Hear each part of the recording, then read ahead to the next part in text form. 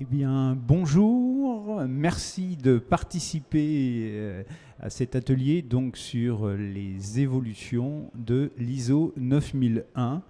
Voilà, en ce qui me concerne, donc, je suis François Berthaud, je suis le délégué AFNOR pour la région des Pays de la Loire, et puis j'ai également une fonction d'auditeur.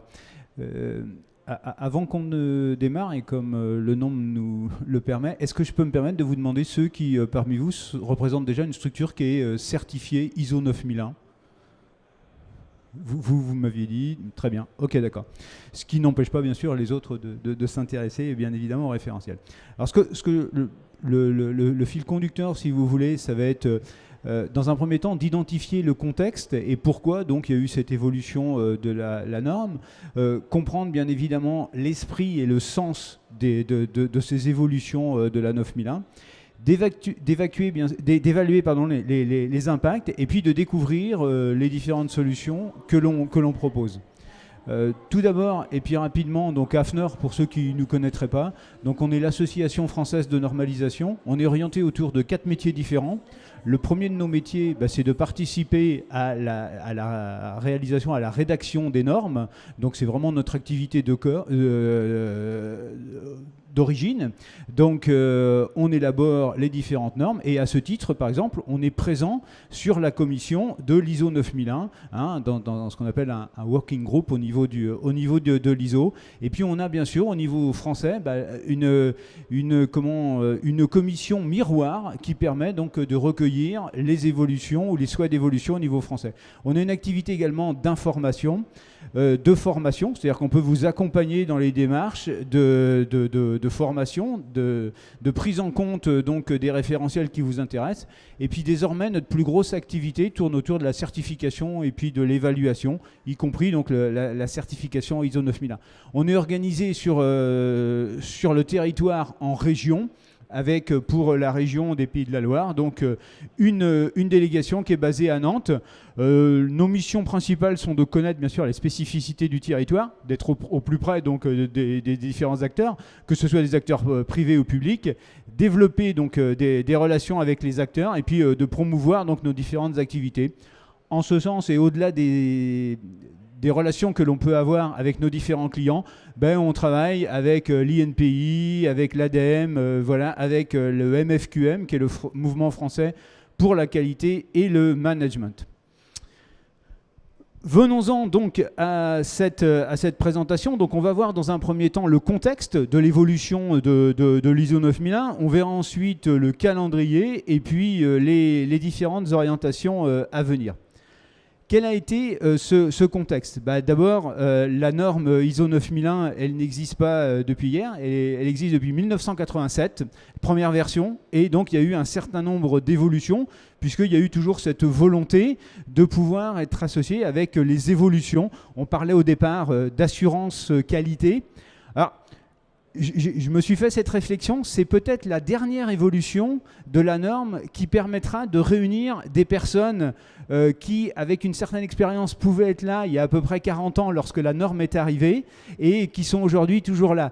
Si on imagine une prochaine évolution dans 5 ou 10 ans, c'est-à-dire on sera séparé de 45 ou de 50 ans de la version initiale, alors sauf à une réforme de l'âge des retraites qui pourrait éventuellement intervenir, mais autrement je pense qu'il y aura tout le monde, il y aura peu de gens qui auront pu connaître l'évolution complète de cette norme.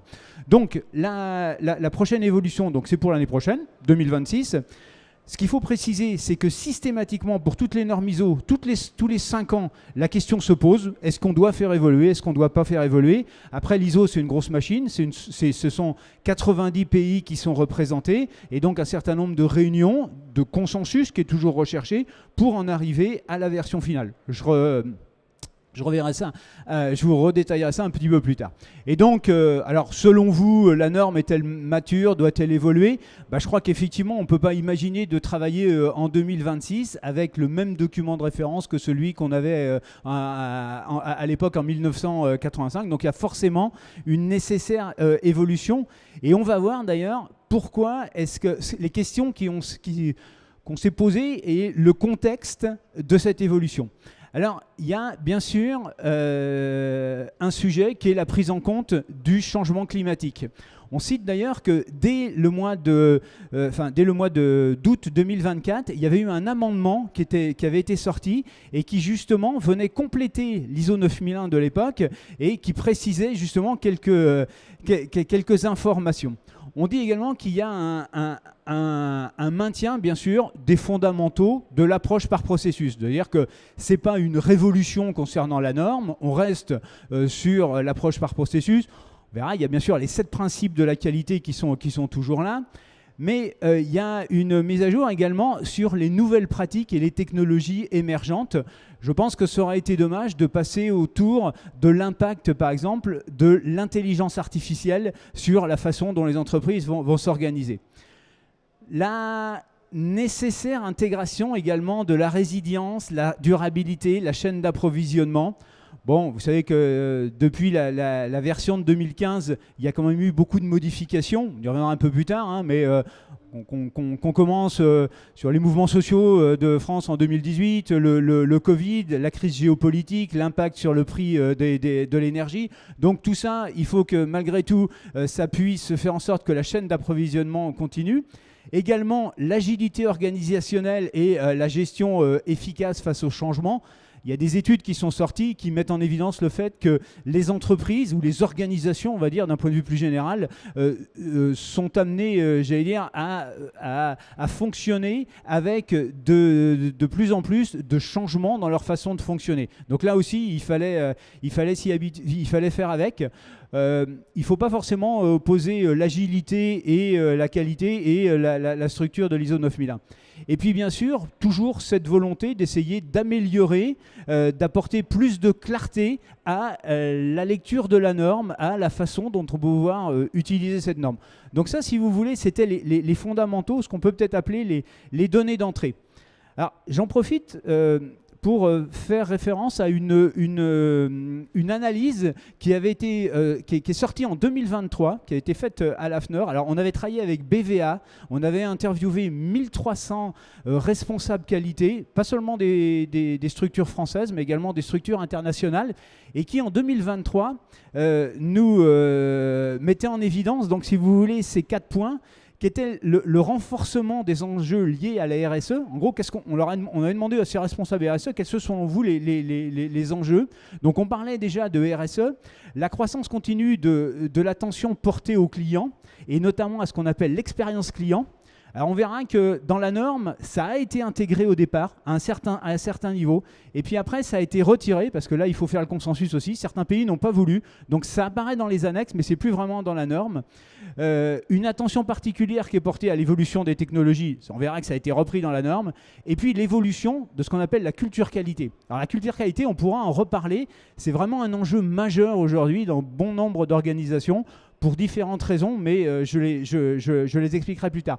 Donc ce qu'on veut dire, c'est que dès 2023, quand on avait sorti cette étude, on voyait bien que les principaux points saillants vis-à-vis des préoccupations des qualiticiens étaient bien dans cette norme. Donc, le contexte global, contexte donc de mondialisation, d'effet du changement climatique, vers une relation avec des clients sur mesure, les essors donc des nouvelles technologies, la recherche du sens, c'est ce qu'on va retrouver dans cette notion de culture qualité, et puis le lien bien sûr avec les objectifs de développement durable. Que nous dit le calendrier? Le calendrier de cette évolution nous dit qu'en 2023, il y a eu le départ des premiers travaux. Un premier projet, donc ce qui s'appelle un CD, un committee draft, pardon, qui a été fait donc dès 2024. Juillet 2025, le draft, c'est-à-dire une première version de la norme.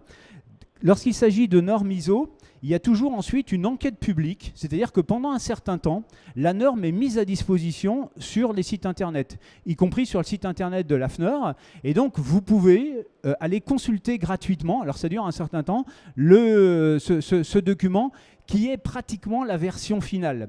Donc là, c'est le 10 qui a été mis à disposition donc, il y a quelques temps, hein, c'était du 5 septembre pardonnez-moi, au 14 octobre. Donc ce qu'on dit, c'est soumis à l'enquête publique et tous les instituts de normalisation membres de l'ISO mettent à disposition ce document. Ensuite, les éventuelles remarques qui sont faites sont intégrées. Ça donne lieu à des échanges au niveau donc, des commissions. Et puis, il y a le document qui s'appelle le Final Draft, là, qui est prévu pour sortir au mois de mai 2026. Donc là, c'est pratiquement la version finale de la norme. Elle est relue quand même par l'ensemble des instituts qui participent. Et puis, donc, aujourd'hui, selon les informations qu'on a des participants au comité, la publication de la norme est attendue pour le mois de septembre. Donc septembre 2026, la norme sera publiée. Les différentes orientations. Alors ce que je vous propose, je ne l'ai pas précisé au départ, c'est que je déroule, si vous le voulez bien, ma présentation. Et puis à l'issue, si vous avez des questions, je pourrai revenir sur chacun des points. Donc les orientations. Donc encore une fois, le domaine d'application de la norme, eh ben, il reste inchangé. Donc on est toujours dans cette logique de fournir régulièrement donc, un produit, un service conforme. On va respecter les exigences légales. On a toujours un objectif d'accroître la satisfaction, bien sûr, des clients. Et puis le socle qui est conservé. Et bien sûr, une application des 7 principes de la qualité qui sont bien sûr repris dans l'ISO 9001. On pourra citer le leadership, l'orientation en processus et les 5 autres. L'essentiel de la révision. Donc on va travailler sur des acquis et des renforcements. Ce n'est pas une révolution, c'est simplement une évolution associée bien sûr à la modification du contexte dans lequel les entreprises évoluent. Donc on va retravailler sur les besoins, les attentes des parties prenantes, qui étaient bien évidemment déjà intégrées. On revoit la notion d'amélioration continue. On est toujours dans tout ce qui est acquis, amélioration. L'action donc pour saisir les risques, le leadership et la sensibilisation.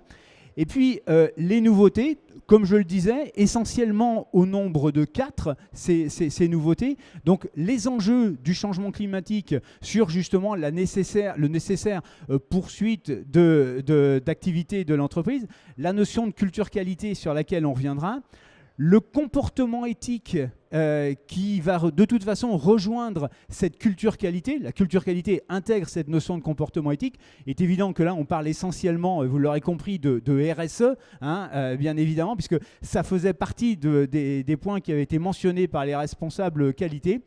Et puis peut-être les actions pour saisir les opportunités, c'est-à-dire que toutes ces modifications, peut-être tant endogènes qu'exogènes, y compris les changements climatiques, est-ce que ça peut générer des opportunités? Donc on va détailler maintenant, si vous voulez, ces 4 points en parlant de la considération des impacts, d'assurer la continuité, de promouvoir la culture qualité et puis d'intégrer donc les nouvelles technologies. Donc, pour ce qui est de considérer les impacts donc, du changement climatique, donc, on verra que ce sera repris dans le chapitre 4 de la norme, hein, qui est le chapitre sur les contextes. Donc, à la fois sur le 4.1 et sur le 4.2. Le 4.1 nous amène à nous interroger sur de quelle manière on analyse les enjeux qu'il peut y avoir dans l'organisation d'entreprise. Et puis le 4.2 sur les parties intéressées plus particulièrement. Et donc, en résultante, de déterminer donc, la pertinence de cette analyse.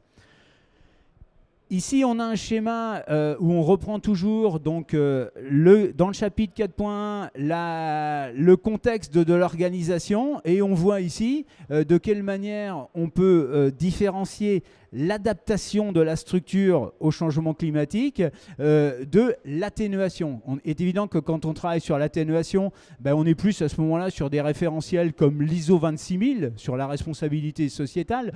On peut également être, comme c'est indiqué, sur l'ISO 50001 sur la maîtrise de l'énergie, pardonnez-moi, ISO 14001 sur l'environnement. Quant à elle, la 9001, elle va plus être sur donc, le scope de l'adaptation, c'est-à-dire de quelle manière on va pouvoir adapter et pouvoir continuer à fonctionner avec les conséquences donc, du changement climatique.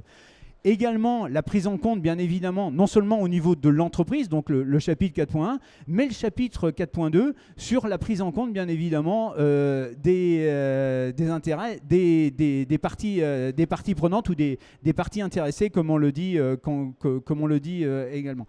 Alors, ce qui est important, c'est que ça doit être une des données d'entrée de ce qu'on voit en bas, c'est-à-dire de la revue de direction.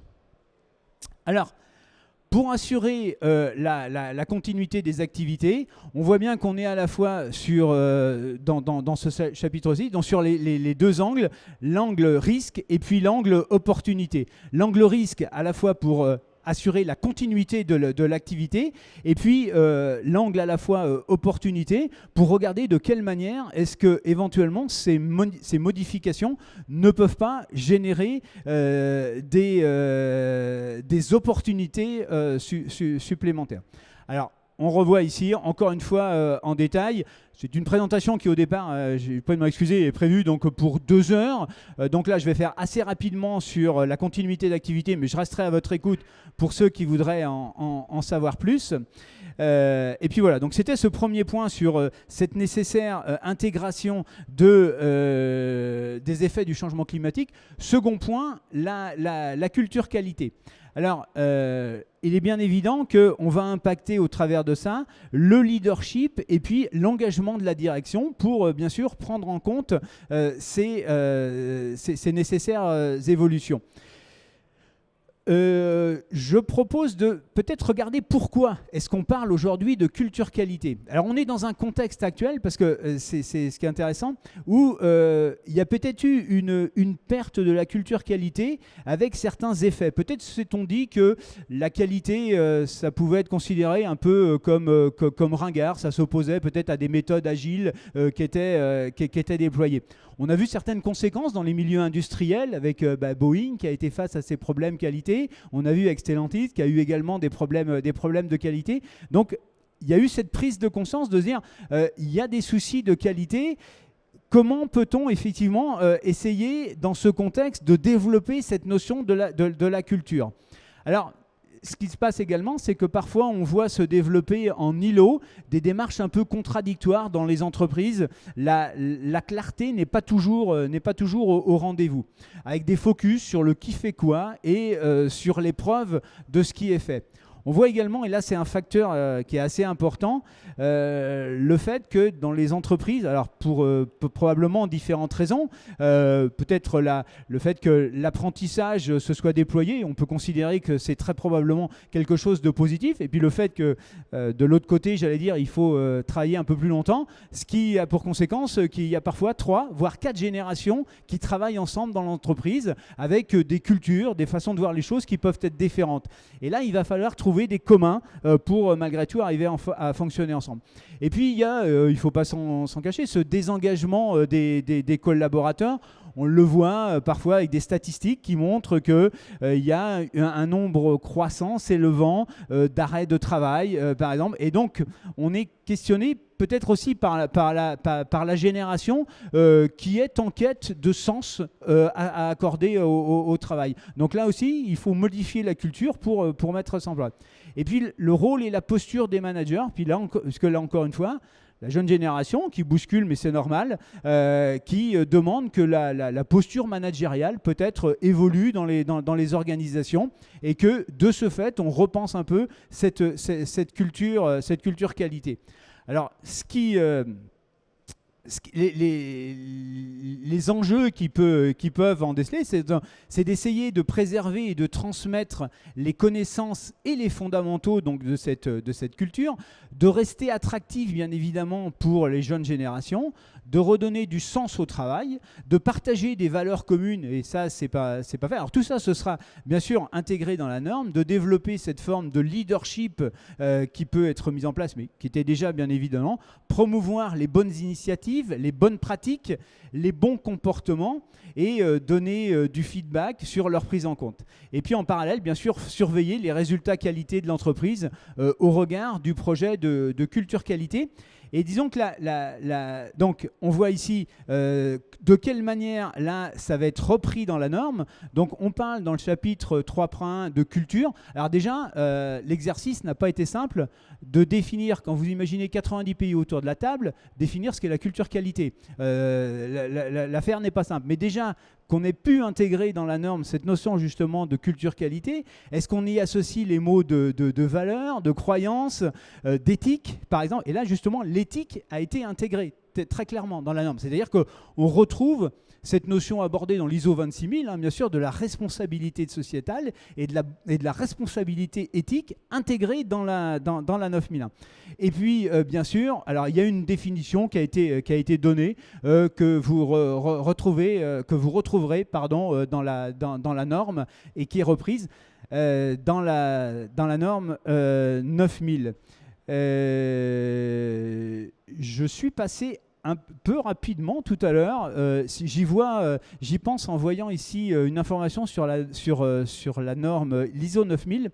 Vous savez qu'il y a l'ISO 9001 dont on parle aujourd'hui, mais qui est un peu la norme amirale. Mais il y a d'autres normes qui sont associées à cette norme, y compris l'ISO 9000 qui reprend tous les termes et qui elle aussi va évoluer, donc qui sortira en février 2026. Donc il y aura une nouvelle version de l'ISO 9000. Il y aura une nouvelle version également de l'ISO TC 9002 et puis de la 19011 qui sortira également. C'est-à-dire que toutes les normes qui sont associer à la norme 9001 vont également évoluer durant l'année prochaine.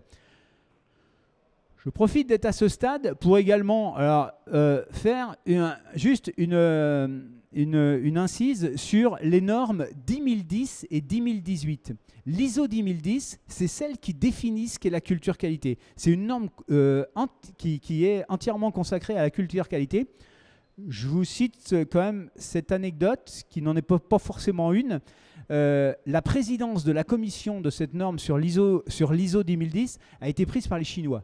Pendant très longtemps, les Chinois n'ont pas voulu venir à l'ISO, considérant que c'était de la perte de temps. Aujourd'hui, il y a beaucoup de Chinois qui viennent prendre la présidence de normes, et y compris cette norme, avec toute l'influence qu'il peut y avoir derrière, sur la 10010. On y associe également la 10018 sur l'engagement du personnel dans l'entreprise. Donc elles sont sur la gauche, en bas à gauche, donc 10010 et 10018. Alors, devant cette nécessaire prise en compte de la culture qualité et en parallèle de ce qui a été proposé, de ce qui sera proposé dans la norme, et avec l'importance que ça peut avoir, je précise qu'à l'AFNOR, en association avec un certain nombre d'entreprises, de structures françaises, on a travaillé sur un baromètre de la culture qualité. Parce que on aurait pu faire un petit sondage pour vous demander ce que c'était selon vous que la culture qualité. Ce n'est pas forcément facile à définir. Donc ce qu'on a essayé, c'est de travailler avec un certain nombre d'entreprises. Alors il y avait entre autres le groupe Pierre Fabre, la Française des Jeux, Naval Group, Michelin, mais également des entreprises qui sont moins connues peut-être au niveau national, mais représentatives au moins de nos OTI, on va dire. Et on leur a demandé ce qu'était la culture qualité et comment on pouvait essayer de réfléchir à cette mesure de la culture qualité et selon quel axe ça pouvait être fait. Donc 6 axes ont été déterminés. On en a ici, ils sont ici tous représentés. Donc je vous laisse les déterminer. Et puis on a regardé de quelle manière il pouvait y avoir ce niveau d'engagement des collaborateurs sur chacun de ces axes. Et puis la perception du niveau d'atteinte de l'entreprise. C'est-à-dire de quelle manière le collaborateur a lui-même l'impression d'être impliqué sur chacun des axes, la volonté de bien faire du premier coup, selon l'expression, le contrôle de son travail, etc. Donc le retour des clients. Et puis après, l'entreprise, quel est le regard que l'entreprise a vis-à-vis de son fonctionnement sur chacun de ces axes. Donc, il y a une analyse qui a été faite. Le baromètre, je précise qu'il est toujours à disposition. Vous pouvez y aller. Alors, pour être très clair, il y a une partie qui est gratuite, c'est-à-dire vous y allez, vous avez un premier retour d'information. Maintenant, si vous voulez aller vers une version, il y a une version qui est qualifiée de freemium, gratuite, et puis il y a une version premium où là, vous pouvez aller un peu plus loin dans cette analyse, mais ça coûte un peu. Et en retour, par contre, il y a une analyse de ce que vous avez pu faire. D'accord ? Donc ce baromètre de la culture qualité. Donc c'était le deuxième point, la culture qualité. Et puis, bien sûr, le troisième point, c'était ce qu'on avait vu, intégrer donc les technologies émergentes. Alors, on peut dire quand même que c'est important que l'ISO 9001, dans sa nouvelle version, ait pu intégrer ce nouveau paramètre, dans la mesure où on s'accorde à dire qu'il va modifier fondamentalement la façon de fonctionner des entreprises. Donc, ce qu'on a précisé ici, c'est que alors, on ne parle pas explicitement de l'intelligence artificielle, mais plus globalement, donc, vous savez, l'ISO avance toujours à pas de velours, donc plutôt des technologies émergentes, chacun y comprendra après ce qu'il veut, mais ce qu'on voit, c'est qu'à 10 reprises dans la norme, on parle quand même de cette nécessaire prise en compte des technologies émergentes. Alors c'est intégré bien sûr dans les annexes au niveau des enjeux, dans les opportunités, dans bien sûr la part de responsabilité où on doit déterminer les responsabilités et les obligations de rendre compte des usages des technologies émergentes pour gérer le système de management de la qualité de l'organisation. D'accord ? C'est bien évidemment intégré également dans l'amélioration continue. On l'intègre. Il y a toujours un volet RH et un volet éthique. Vous savez, il y a beaucoup de questions aujourd'hui sur l'intégration de l'IA et le volet éthique, que ce soit lié aux conséquences environnementales, mais de quelle manière également, d'un point de vue sociétal, on va pouvoir embarquer l'ensemble des personnes d'une entreprise. Tout ce qui va toucher également à la gestion des données. Il y a une norme également là-dessus. Là, c'est fondamental aujourd'hui de façon à pouvoir s'assurer que l'ensemble des données à la fois utilisées et produites soient bien maîtrisées. Et puis tout ce qui touche à l'infrastructure, la sécurité, la confidentialité. Là aussi, on va pouvoir retrouver des normes telles que l'ISO 27001 sur effectivement la sécurité informatique, la résilience à la cybersécurité. Donc, qualité et technologie numérique, bien sûr, on parle de la data, on va parler de la qualité des données avec l'ISO 8000, la sécurité des systèmes d'information, j'en ai parlé, l'ISO 22000, l'IA de confiance, comment pouvoir utiliser une IA de confiance, et là aussi, il y a des référentiels qui existent. Et puis l'impact environnemental, on parle de l'utilisation un peu frugale, j'allais dire, de l'intelligence artificielle. Donc tout ça, ça doit être intégré. Alors, c'est vrai que d'un point de vue général, ce qu'il faut bien voir, c'est... et là, c'est vraiment une évolution parce que il y a tellement de phénomènes qui viennent impacter aujourd'hui la façon de fonctionner que le corps de la norme, il n'a pas beaucoup évolué. On pense que peut-être la prochaine évolution sera plus importante, mais aujourd'hui, beaucoup d'informations sont intégrées dans les annexes de la norme, et ce sont ces annexes qui aujourd'hui donnent le sens de l'évolution dans laquelle va la norme. Alors, moi, j'en ai terminé pour ce tour d'horizon, puisqu'on a vu les trois grandes orientations. Je précise que l'on a mis à disposition, et je pense que c'est assez intéressant, c'est une étude, pareil, que l'on a commise sur les carrières qualité, auprès d'un certain nombre de personnes. Alors ça va de l'âge moyen au niveau d'études, le type de rémunération. Cette étude est bien sûr gratuitement à disposition. Concernant à peu près peut-être un sujet qui va vous intéresser plus particulièrement, c'est la certification. Ce qu'on sait bien évidemment, parce que peut-être l'avez-vous déjà vécu, déjà tant que la norme n'est pas sortie, il n'est pas question bien sûr de faire référence à ce référentiel pour baser la certification, et qu'une fois la norme éditée, vous aurez un délai qui va de 2 à 3 ans pour mettre en œuvre cette nouvelle version de l'ISO 9000. Donc, si vous le souhaitez, on vous accompagne dans vos démarches. On vous accompagne avec une activité donc, qui est prise en charge par AFNOR Compétences et qui concerne plus particulièrement toute la partie formation, donc relative par exemple à la culture qualité. Il y a également un point qui, à mon sens, est assez intéressant, c'est concernant l'acquisition des normes. On a une solution qui s'appelle Cobase, qui est une solution fonctionnant bien sûr sur Internet, qui permet d'accéder à un certain nombre de normes sur la base d'un forfait. C'est un forfait d'abonnement d'1 an, durant lequel vous pouvez accéder aux normes. Alors, là, on propose une solution qui justement permettra d'accéder à toutes les normes que j'ai citées, c'est-à-dire toute la famille des 9001. Alors on voit par exemple en tête de liste l'ISO 9000, mais il y a également l'ISO 50000 sur l'énergie, des normes que j'ai citées qui doit être en 4e ou 5e position, l'ISO 10010 sur le management de la qualité. Il y a l'ISO 10018 sur une norme concernant l'engagement du personnel. Donc toutes ces normes sont accessibles au travers d'une solution qui s'appelle Cobase et qui permet, alors je reviens si vous voulez, les prix sont indiqués ici. Il y a un prix particulier pour les entreprises, les TPE inférieures à 19 salariés, ou pour 350 €, vous avez accès à toutes ces normes.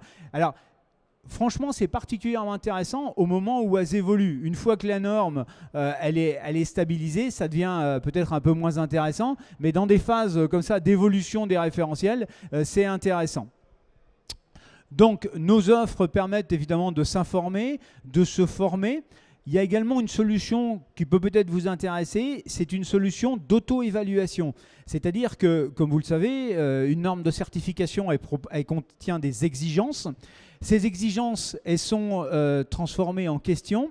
Et dans un outil comme OKPilot, là, qui est sur la droite de votre écran, on vous propose de vous auto-évaluer donc, par rapport à la future norme ISO 9001.